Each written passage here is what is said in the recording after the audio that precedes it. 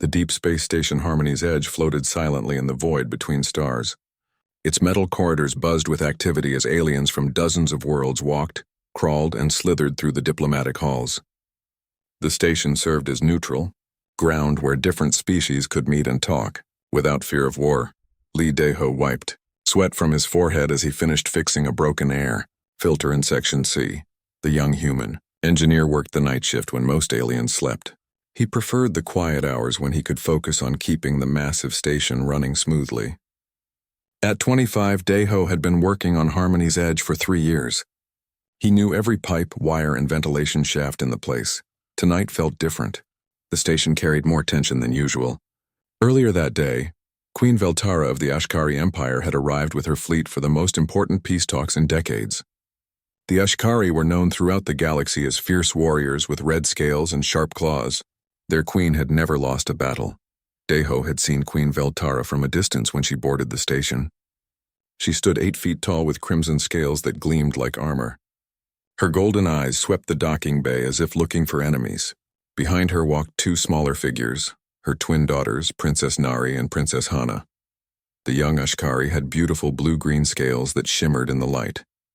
They stayed close to their mother, eyes wide with curiosity about the strange new place. The peace talks would begin tomorrow. For months, the Galactic Council had worked to arrange this meeting. The Ashkari Empire controlled 30 star systems, and their expansion threatened several peaceful worlds.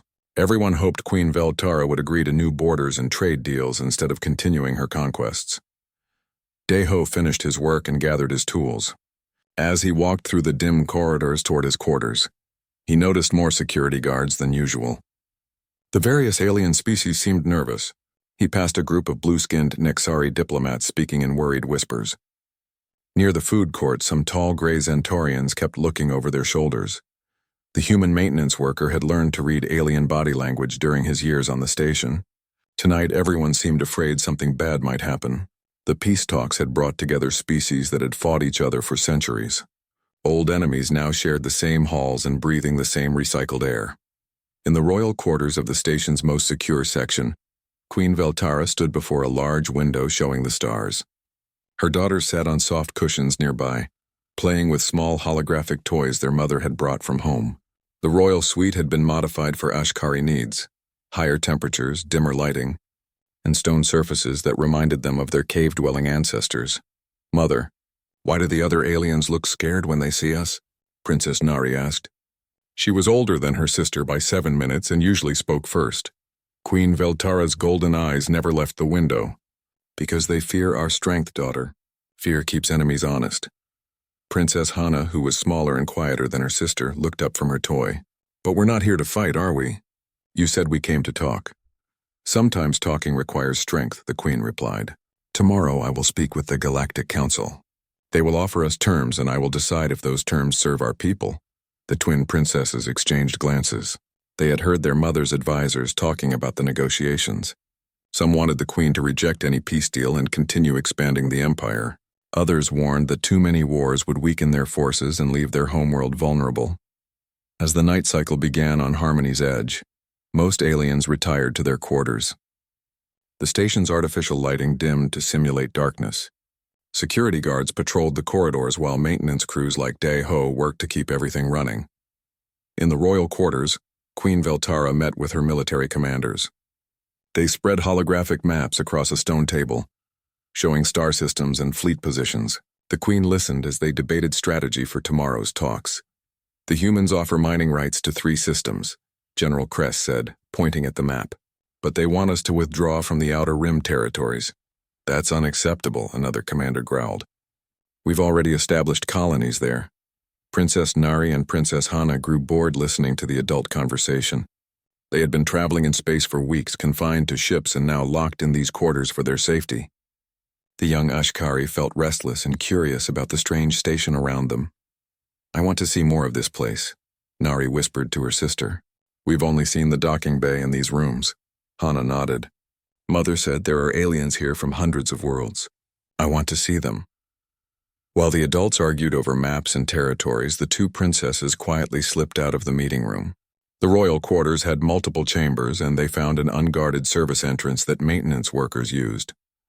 The door scanner recognized their Ashkari genetic signatures and let them pass. The corridors outside felt different from their warm quarters. Cooler air carried strange scents from alien worlds. The princesses had never been around so many different species before. On their homeworld, they only knew other Ashkari. Now they walked through halls where dozens of alien cultures mixed together. They followed their curiosity deeper into the station, moving away from the heavily guarded diplomatic sections. The walls changed from polished metal to basic functional paneling. They passed storage areas and machinery rooms where few people went during night cycle. Back in the royal quarters, Queen Veltara finished her meeting with the commanders. She walked to the sleeping chamber to check on her daughters before resting herself. The queen found empty beds and immediately roared an alarm. "Guards, where are my daughters?" Within minutes, security teams swarmed the royal section. They checked every room, every hiding spot, every possible escape route. The twin princesses had vanished without a trace. Queen Veltara's golden eyes blazed with fury and fear. Someone had taken her children on the night before the most important diplomatic meeting in decades. As alarms began sounding throughout Harmony's Edge, the fierce alien queen prepared for war. The alarm bells echoed through every corridor of Harmony's Edge. Red emergency lights flashed as security teams rushed through the station. Commander Park So-jin ran toward the royal quarters, her boots clicking against the metal floor. The human security chief had dealt with many crises during her 10 years on the station, but nothing like this. She found Queen Veltara in the main corridor outside her quarters, surrounded by Ashkari guards. The alien queen's red scales seemed to glow with inner fire as her golden eyes swept the area. When she saw Commander Park approaching, she stepped forward with threatening movements. "Human, where are my daughters?" Queen Veltara's voice carried the growl of an apex predator.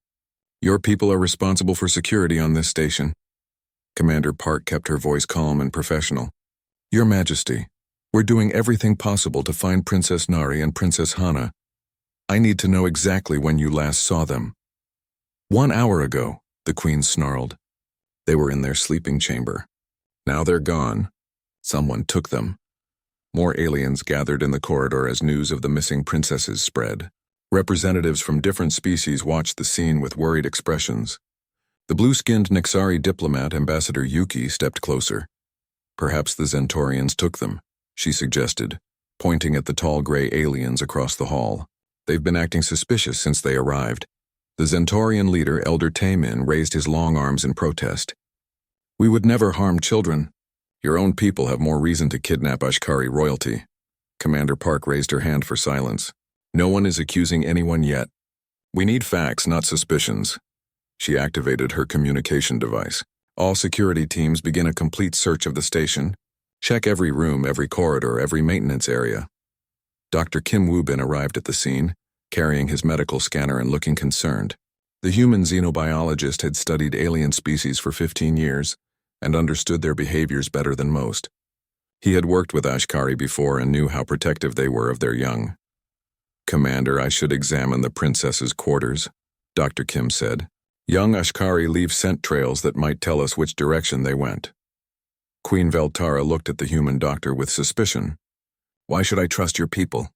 Humans are known for their tricks and lies." "Because right now we're your best hope of finding your daughters safely," Commander Park replied firmly. Dr. Kim knows more about Ashkari biology than anyone else on this station. The Queen considered this for several long moments. Around them, the tension grew thicker as more alien species gathered. Some whispered among themselves, casting suspicious glances at their old enemies. The missing princesses threatened to destroy months of careful diplomatic preparation. "You have 12 hours," Queen Veltara finally declared, her voice carrying across the corridor. "If my daughters are not returned by then, I will assume they have been harmed. The Ashkari fleet will respond accordingly." Commander Park felt a chill run down her spine. The Ashkari fleet contained enough firepower to destroy the station and everyone on it. She nodded grimly. "Understood, Your Majesty." As the various aliens dispersed to their quarters under guard, the search began in earnest. Security teams spread throughout Harmony's Edge, checking every public area, every storage room, every possible hiding place. The station's computer system showed the last recorded images of the princesses leaving their quarters through a maintenance entrance. Dr. Kim knelt in the princess's sleeping chamber, running his scanner over their beds and belongings. The scent trail leads toward the service corridors, he reported. They weren't taken by force when they left on their own. Why would they wander off? Commander Park asked. Their mother made it clear they should stay in the royal quarters. Young Ashkari are naturally curious, Dr. Kim explained. On their homeworld, children explore cave systems to learn about their environment. Being locked in these rooms probably felt like punishment to them.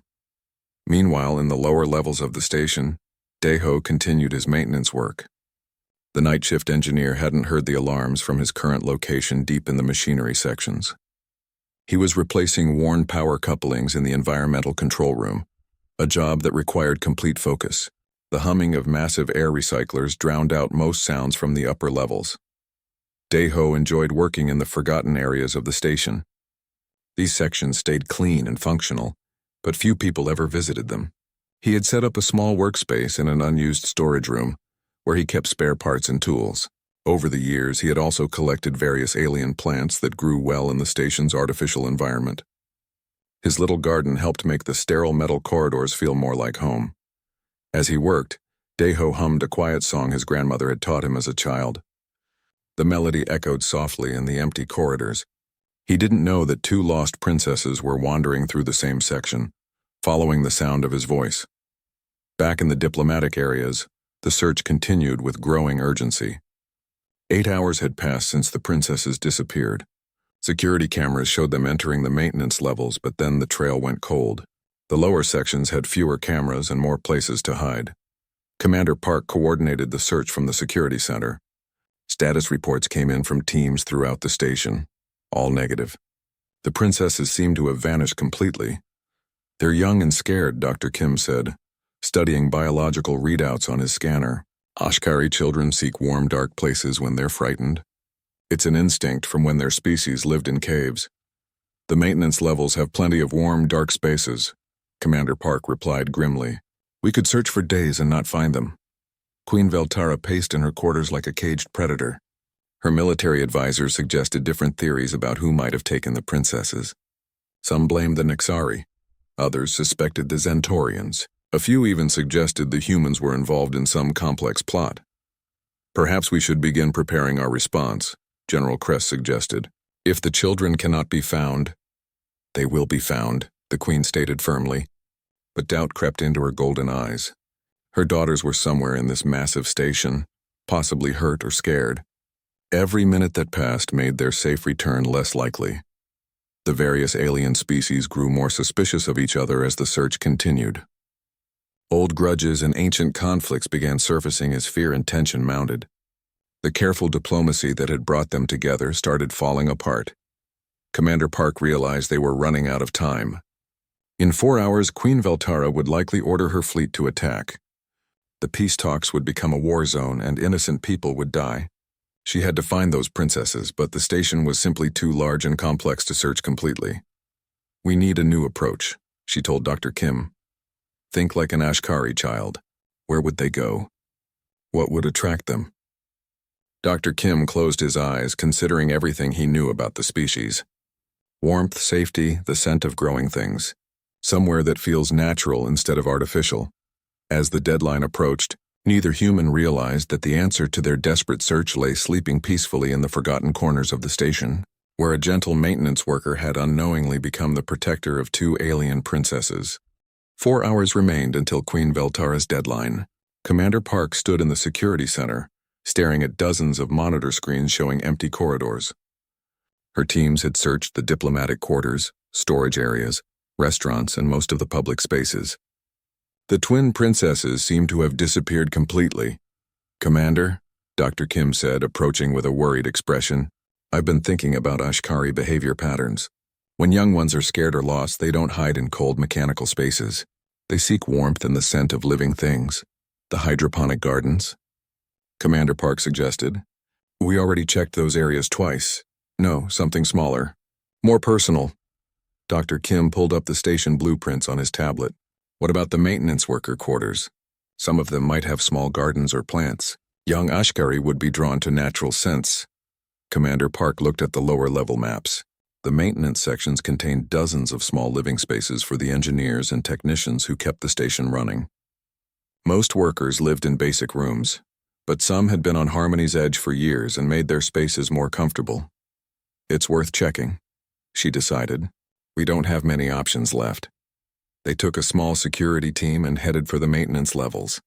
The corridors here looked different from the polished diplomatic areas above.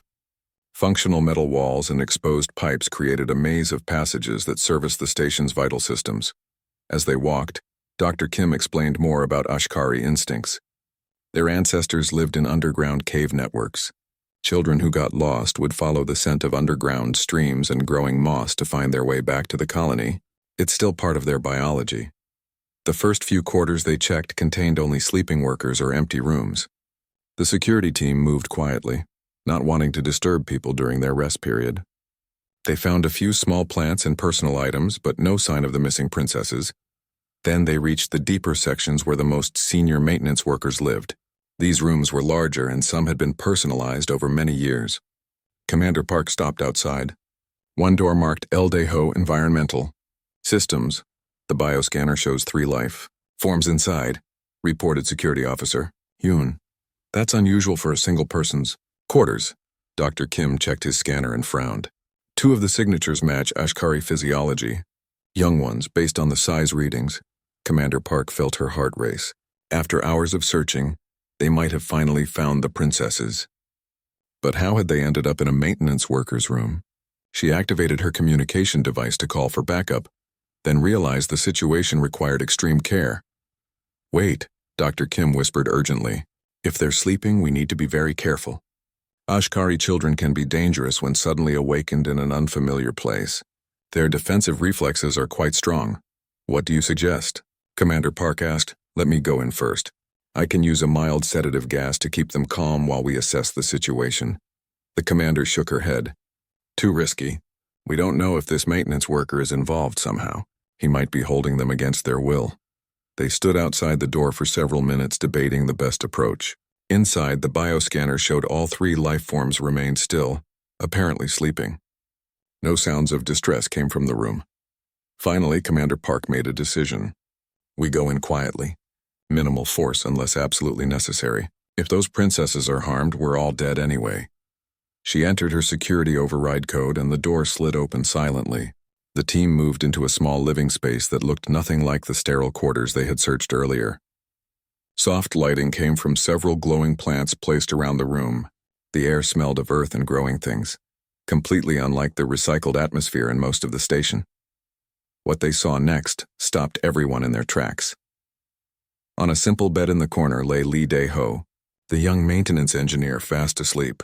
But he wasn't alone. Curled up on either side of him were Princess Nari and Princess Hana, their blue-green scales gleaming softly in the plant light. The 2 young Ashkari had positioned themselves against the human sides, with his arms curved protectively around them both. All 3 were breathing slowly and peacefully. The princesses made soft purring sounds, something adult Ashkari rarely did except when completely relaxed and happy. By the stars, Dr. Kim whispered. They're not captives. They chose to be here. Commander Park stared at the incredible scene. The fierce Queen Veltara's daughters, who had caused a station-wide crisis and nearly started a war, were sleeping like content cats next to a humble human engineer.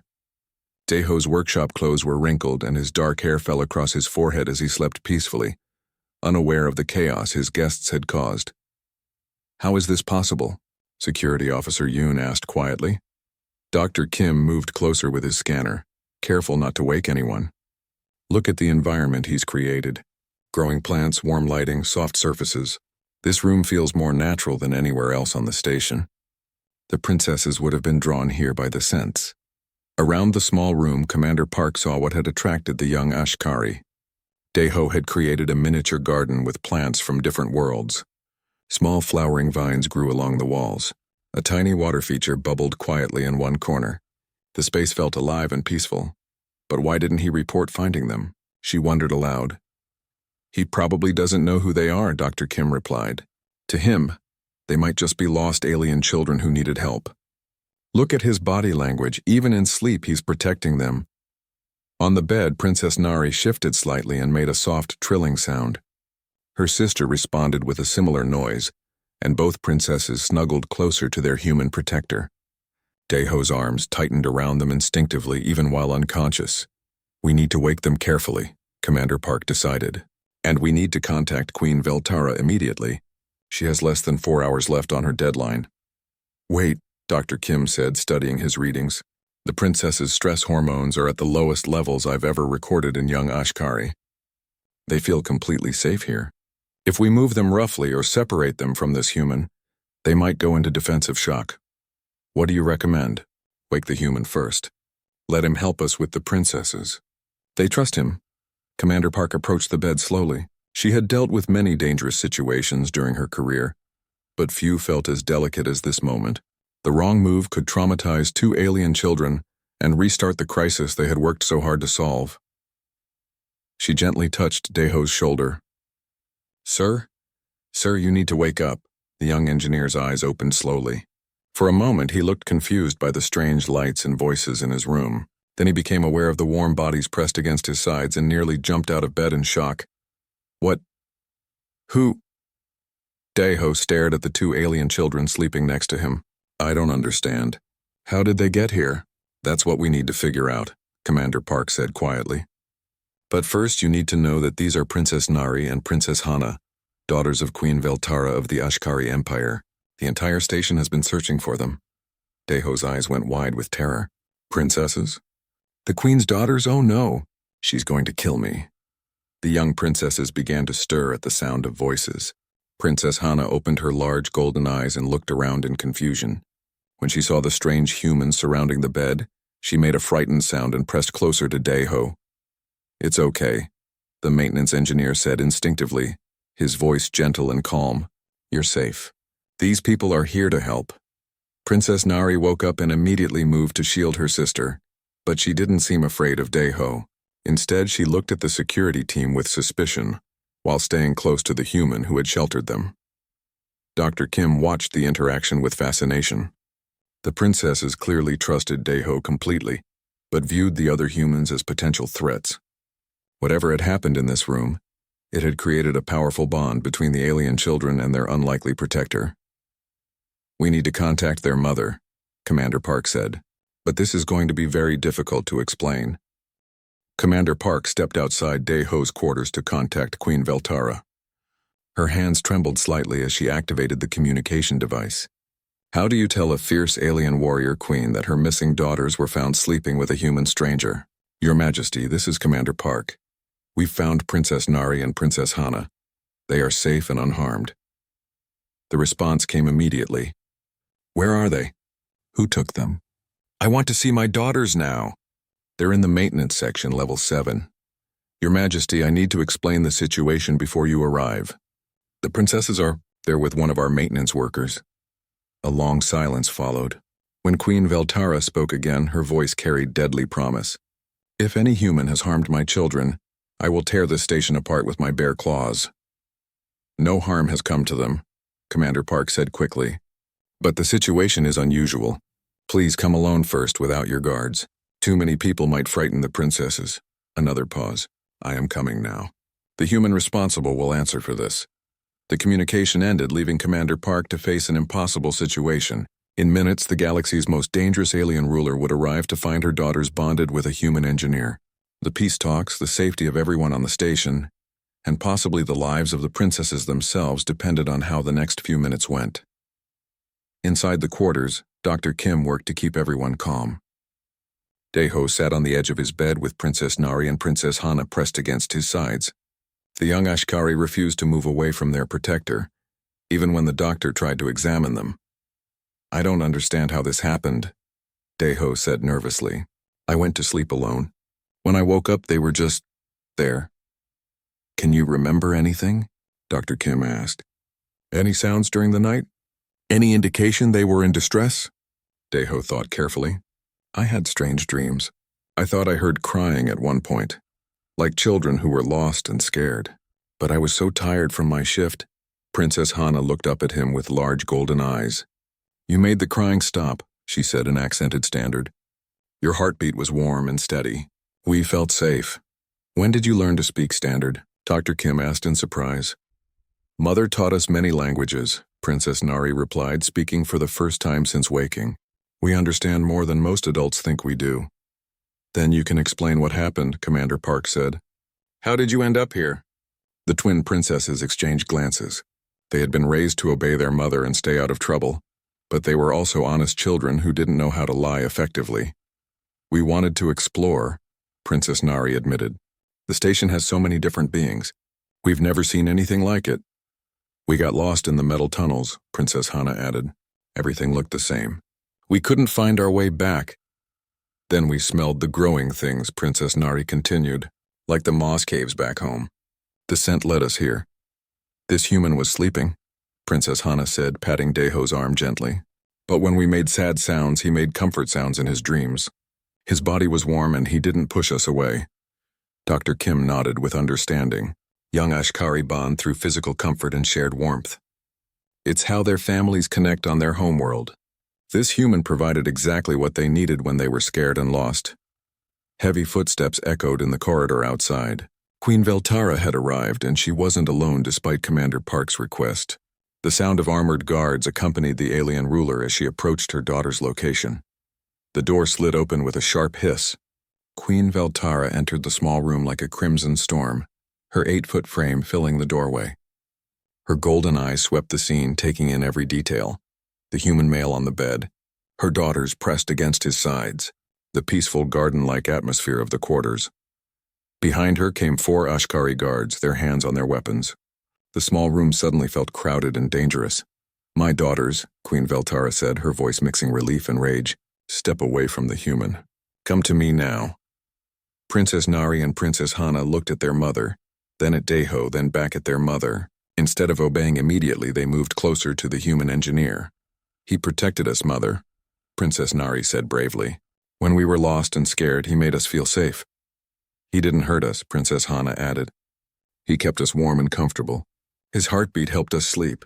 Queen Veltara stared at her daughters in shock. In their entire lives, the princesses had never disobeyed her direct command. They always came when called, always followed orders. Now they clung to a human stranger instead of rushing to their mother's arms. Daeho tried to stand, but the princesses held onto his arms. He looked up at the towering alien queen with terror in his eyes. Your Majesty, I swear I didn't know who they were. When I found them this morning, they seemed scared. I couldn't turn away children who needed help. You found them this morning? Queen Veltara stepped closer, her claws extending slightly. They disappeared last night. Where have they been? I think they were here all night, Daeho admitted. I was so tired from my work shift. I thought I was dreaming when I heard crying sounds. But they must have been real. Dr. Kim moved carefully between the queen and the bed. Your Majesty, your daughters were exhibiting classic stress behaviors when they left your quarters. Young Ashkari seek warm, safe spaces when frightened. This human's quarters provided exactly what they needed. They were not frightened in their own rooms, Queen Veltara snapped. They were perfectly safe with our guards. But not comfortable, Princess Nari said quietly. The guards always watch us.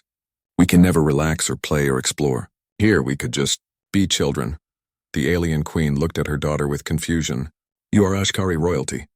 You cannot just be children. You must be protected, trained, prepared for leadership. We know, Princess Hana said sadly. But sometimes we want to feel normal. This human didn't care that we're princesses. He just cared that we were scared. Queen Veltara studied Daeho more carefully. The young human sat perfectly still despite his obvious fear. Her daughters continued to hold on to him, seeking comfort from his presence. Their body language showed complete trust and relaxation, something she rarely saw in them anymore. Stand up. Human, she commanded. Daeho gently moved the princesses aside and stood to face the alien queen.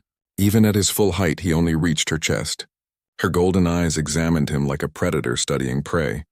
You claim you protected my daughters, she said slowly. Why? What do you gain from helping Ashkari royalty? The question seemed to confuse Daeho. Gain? Nothing, Your Majesty. They were children who needed help.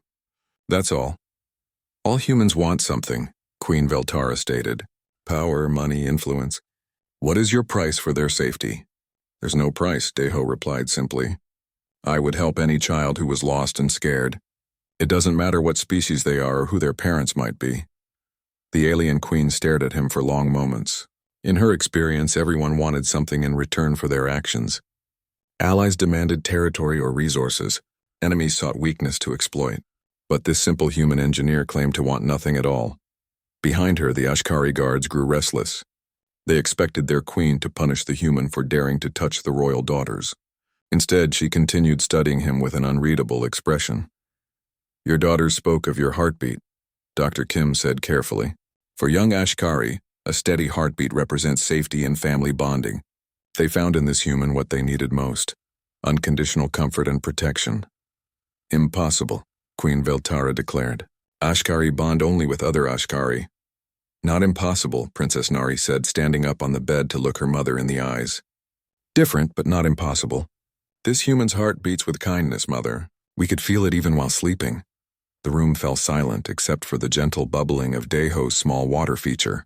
Outside, the diplomatic crisis that had threatened to destroy years of peace negotiations hung in the balance, waiting for a fierce alien queen to decide the fate of a human who had unknowingly become the protector of her most precious treasures. Queen Veltara stood in the small garden room, watching her daughters cling to a human stranger. Everything she understood about power, protection, and proper behavior seemed meaningless in this moment.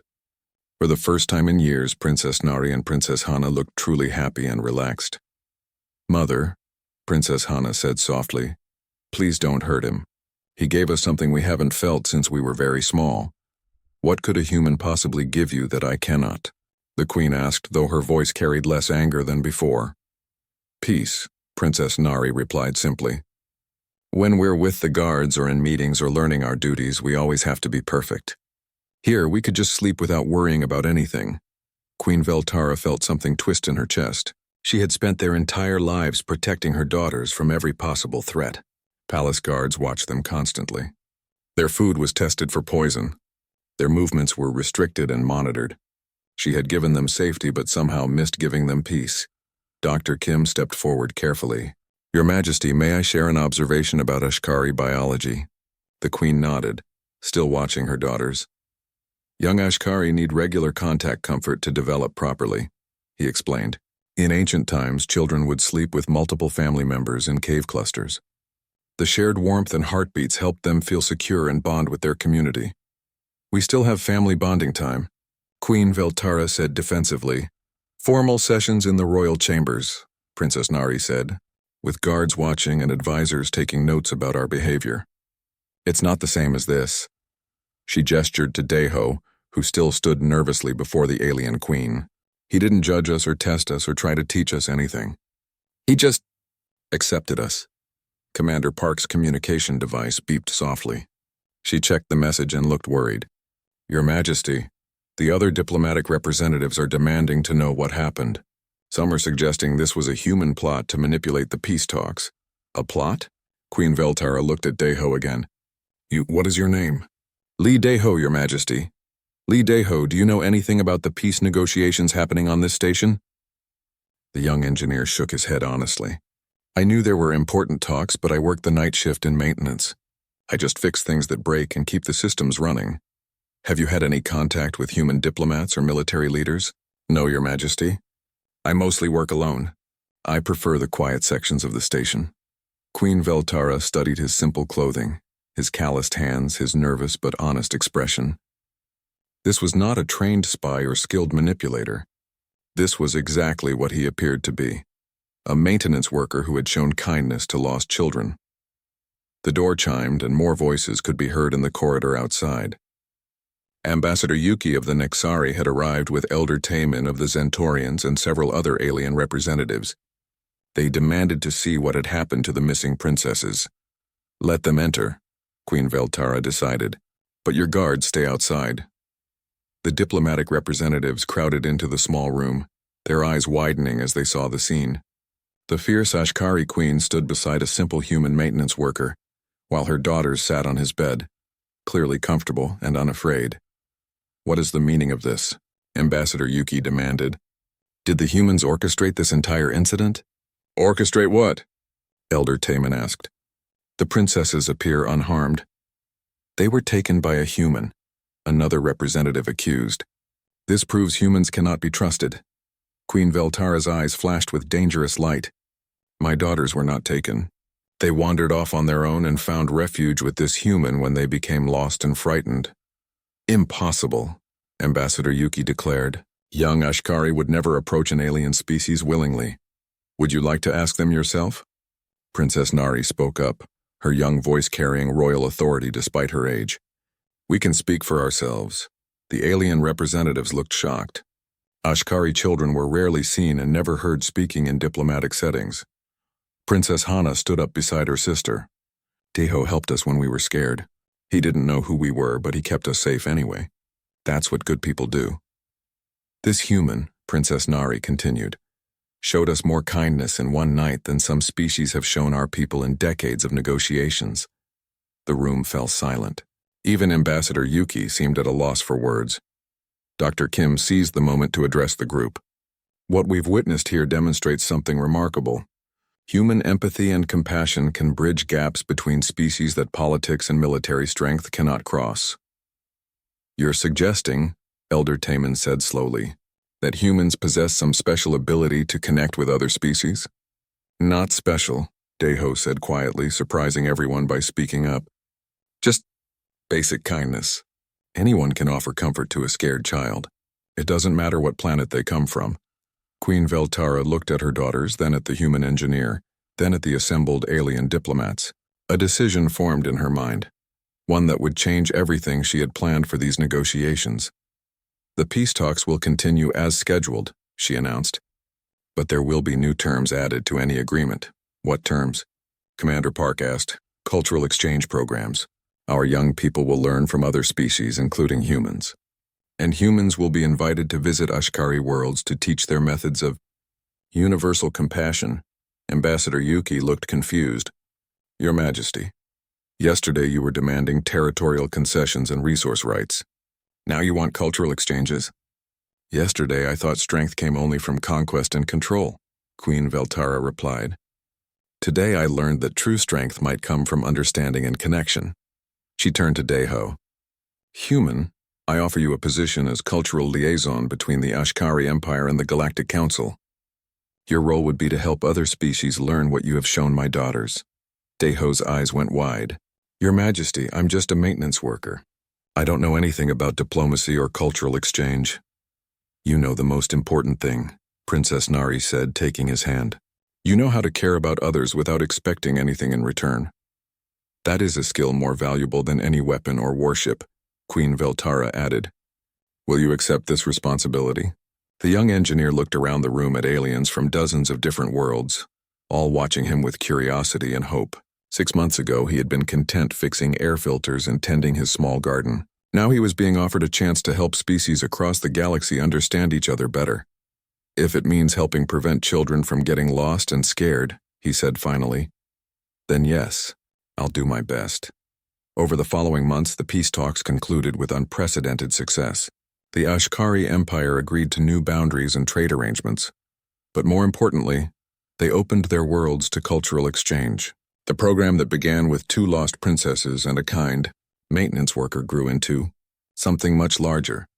Deho's quarters were converted into a neutral meeting space where young beings from different species could interact safely. The room kept its garden atmosphere, with plants from many worlds growing together in harmony. Children who had been raised to see other species as enemies learned to play and laugh together. Princess Nari and Princess Hana became ambassadors for this new approach to diplomacy. They traveled with their mother to other worlds, sharing their story of the human who had shown them kindness without knowing who they were. Their example inspired other young beings to look beyond old prejudices and fear. Queen Veltara discovered that protecting her daughters didn't mean isolating them from the galaxy. True safety came from building connections and understanding between species. The fierce warrior queen found herself becoming an advocate for peaceful cooperation. And in the depths of Harmony's Edge, where maintenance workers kept the station running smoothly, a quiet revolution continued. Other humans began following Deho's example, offering simple kindness to beings from across the stars. They learned that humanity's greatest weapon was not superior technology or military might, but their capacity to see the universal need for compassion and comfort. The galaxy remained a dangerous place filled with conflict and competition. But in one small corner of space, humans had shown that sometimes the most powerful force in the universe was something as simple as a steady heartbeat and open arms for those who needed safety in the darkness.